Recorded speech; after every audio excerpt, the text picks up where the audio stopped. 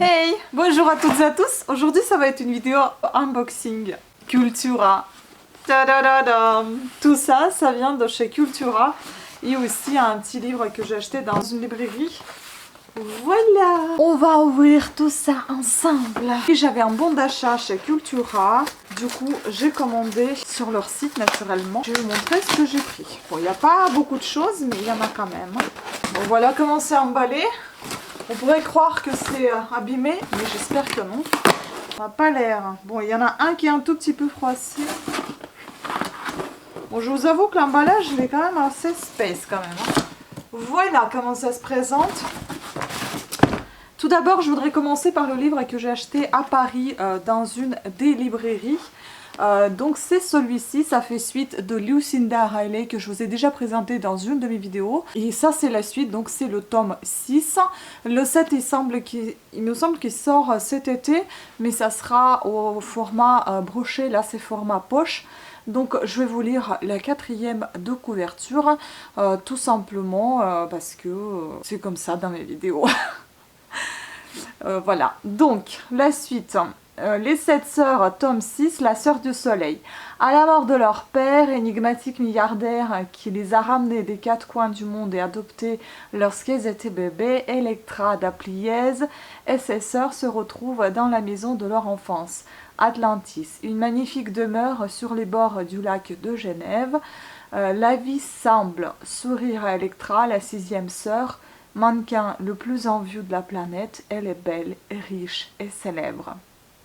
Mais derrière cette image idéale se cache une jeune femme perdue depuis le décès de Passalt, emportée dans la spirale infernale de la drogue et de l'alcool, et alors que tout son entourage s'inquiète pour elle, elle reçoit une lettre d'une inconnue qui dit être sa grand-mère. Celle-ci lui révèle que ses racines se trouvent au Kenya, au cœur d'une tribu Maasai. La sœur du soleil est la 6e tome de la série Événement Les 7 sœurs qui a conquis 30 millions de lecteurs dans le monde à travers ses romans au souffle unique, peuplés de personnages inoubliables liés par les drames et l'amour.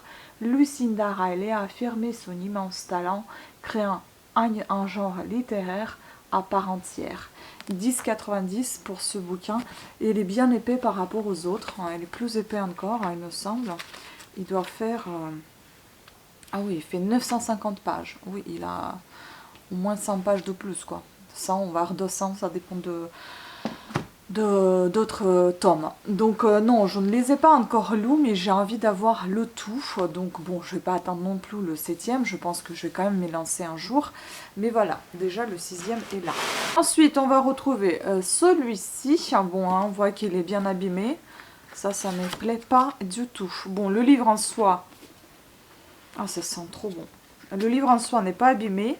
Ah, c'est beau. On voit des différentes écritures ici. Regardez-moi ça. C'est super beau. Comme des vraies écritures, enfin, et après des écritures classiques. Bon, c'est la jaquette qui est un peu abîmée. Une véritable ode aux femmes. Votre futur coup de cœur, parole de libraire. Ça, c'est La lumière était si parfaite de Karen Pont. Il paraît que ce livre est dédicacé. Et oui, il est dédicacé. Waouh! On ne sait jamais sur qui on peut tomber au fond d'un vieux carton. Bonne lecture. C'est génial. 31 mars 2021. Voilà, le livre est dédicacé. C'est rare quand on voit ça. Il y a un petit autocollant. C'est dédicacé, ben, véritablement, je pense. Voilà. Cool. J'ai un deuxième livre dédicacé. J'en ai un aussi qui est dédicacé par par une autrice que j'ai rencontrée lors de ses signatures des bouquins. C'était à Auchan. Et on a même fait des photos. Quand je ferai un avis lecture sur ce bouquin, je vous le montrerai. Donc celui-ci, il coûtait 17,90 € aux éditions Fleuve. Fleuve ou fleuve noir? Fleuve. Édition Fleuve. Comment sa vie a-t-elle pu lui échapper à ce point? Devenue mère au foyer à la naissance de ses enfants, Meg fait face aujourd'hui à une ado en crise qu'elle ne reconnaît plus. Son mari ne se préoccupe guère des tâches quotidiennes. Et puis il y a eu le coup de grâce, cette saleté d'infarctus qui a fauché sa mère avant l'heure. Tandis qu'elle se résout à vider la maison de son enfance, Meg déniche une pellicule photo qui l'intrigue et décide de la faire développer. Rien ne pouvait la préparer à la série de clichés qu'elle découvre alors. Une révélation qui bouleversera sa vie, partie sur les traces d'un passé maternel dont elle ignore tout. Meg ne se doute pas que c'est son avenir qu'elle est en train de reprendre en main. Ça donne envie, hein? Donc Lauréat Dupri et écrire au féminin. Karen Pont est aussi l'autrice du blog Démons et moi. La lumière est si parfaite et son 9e roman est le premier publié chez Fleuve Édition. Tous ces précédents romans dont tu as promis que tu vivrais pour moi avec des si et des peut-être, d'ici là, porte-toi bien, sont parus en poche chez Pocket. Voilà, donc écoutez, ça me donne envie également. C'est un peu le style des bouquins que j'aime. Remuer un peu le passé, ça c'est fou ça. Ça, je l'ai vu dans un magasin chez Intermarché et j'avais trop envie de l'acheter. Donc c'est un semi-poche, on va dire, hein, parce que voilà. C'est pas ni poche ni brochet, je sais pas comment on appelle ces styles de livres, donc pour moi c'est plus semi-poche.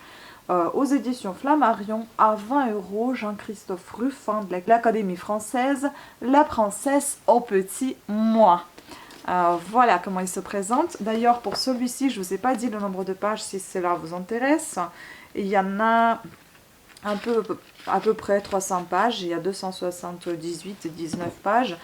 Celui-ci, donc, il a un peu plus, bon, c'est un plus petit format également, 380 pages à peu près, vous pouvez voir, donc c'est un semi-poche, c'est entre le poche et entre le format brochet, parce que là, vous avez le brochet, vous avez le semi-poche et vous avez le poche. Vous pouvez voir un peu la différence de taille, hein, on voit bien. Voilà, on va lire le 4e de couverture. L'Europe compte 5 micro-États, Andorre, San Marino, le Liechtenstein, Monaco et le Vatican. J'en ai découvert un 6e, la principauté de Starkenbach, en suivant la nouvelle enquête d'Aurel Timescu. En effet, sur la recommandation d'un de ses anciens ambassadeurs, notre calamiteux petit consul de France se retrouve embarqué dans les sulfureuses affaires de ce minuscule territoire. La principauté de Starkenbach, nichée au cœur des Alpes, est un beau pays. Vous risquez cependant de chercher en vain le moyen de vous y rendre, autrement qu'en lisant ce livre. Ayant eu le privilège de fréquenter certaines cours princières, je n'y ai rencontré que des personnes d'une haute valeur morale, dévouées à leur peuple. Aussi, quand il m'a fallu peindre à la débauche, les trafics et le crime, c'est ailleurs que je suis allée les chercher. Ailleurs, c'est-à-dire à moi-même, bien sûr. Voilà, ça donne envie également. Donc Jean-Christophe Ruffin, Rouge Brésil, prix Goncourt 2001, le collier rouge, l'immortel randonnée, a donné vie à partir de son expérience diplomatique au petit consul Aurel Timescu. Ce héros phénomène a rencontré un immense succès dans le suspendu de Conakry, Les 3 femmes du consul et le flambeur de la Caspienne. Il revient dans cette nouvelle aventure pour les plus grands bonheurs de ceux qui ont succombé à son charme. J'espère que, n'ayant pas connu ce personnage avant dans d'autres livres, cela n'empêchera pas la bonne lecture de celui-ci et ne me bloquera pas sur certains passages, vu que je ne connais pas encore ce héros, enfin ce personnage. Personnage. Puis j'ai pris celui-ci, ça fait suite de, encore un semi-poche, ça fait suite de Agatha Raisin que j'ai déjà. Ça c'est le tome 3, édition Albin Michel. Ouh là là là là là là, le livre est bien abîmé. Je suis pas du tout contente. Il est bien abîmé là. Bon, écoutez, j'ai pas le courage, moi, de me chamailler avec ça, envoyer, etc. J'ai pas envie. Bref. 14 €, quand même, hein. MC Beaton, Agatha Raisin, enquête, pas de peau pour la jardinière, qui s'y frotte, s'y pique. Donc, de retour dans les Cotswolds, après de longues vacances, Agatha Raisin découvre que son voisin James Lacey, objet de tous ses fantasmes, est tombé sous le charme d'une nouvelle venue au village. Aussi élégante qu'amusante, Mary Fortune est une jardinière hors pair. Et la journée, porte ouverte des jardins de Carsley, s'annonce déjà comme son triomphe.